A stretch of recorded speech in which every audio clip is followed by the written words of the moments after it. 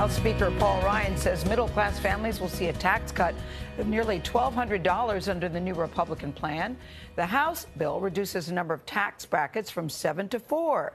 The proposal increases standard deductions and expands the child tax credit. But it largely eliminates popular state and local tax deductions and limits mortgage interest deductions. The House Ways and Means Committee will take up the bill this Monday. CBS News business analyst Jill Schlesinger is here to break it all down, what this tax overhaul means for your family. Good morning to you, Jill. Good morning. So let's start with the brackets. Going from 7 to 4 already sounds simpler and better. Is there a but to that? Well, there is a bit of a but. It's 12, 25, 35, and 39%. And remember, everybody, I know you look at those numbers, but we have a progressive tax system. So if you see this, look at this for individuals. You make up to $45,000, you pay 12%. The next $45,000 to $200,000 jumps to 25%, and so on. So what's good about this is it is a simplification.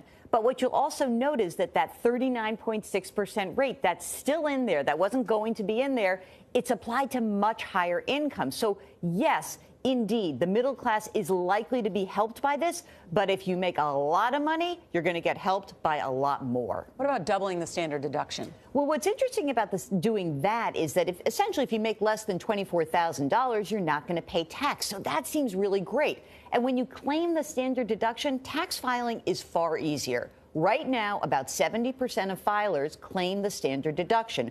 Under this new plan, it looks like it's going to jump to 84%. So that's good. It's easier.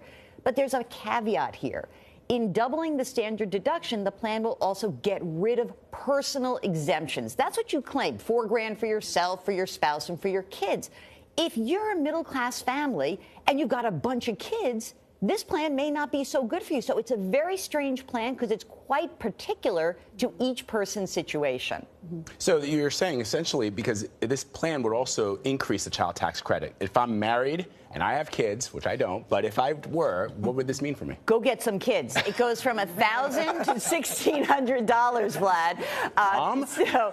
Well, let's talk about that. This is going to be a family tax credit. So from $1,000 per child goes to $1,600. That's very helpful. Also, it expands the income range by which you can qualify for that. You'll also get a $300 deduction if you are taking care of maybe an elderly relative.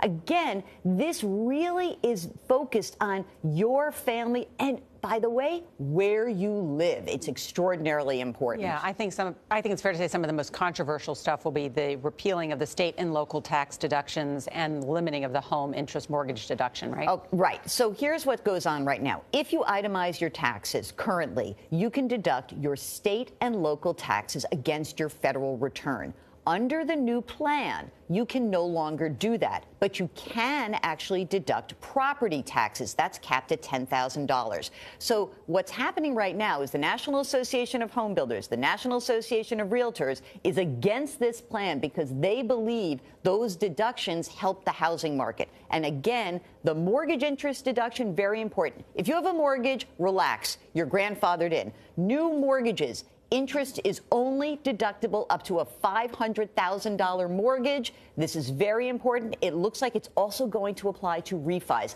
Complicated plan. Very much depends on where you live. Gotta go, but bottom line, who benefits most? The ultra wealthy, and I mean the ultra wealthy. All right, Jill, thank you very much.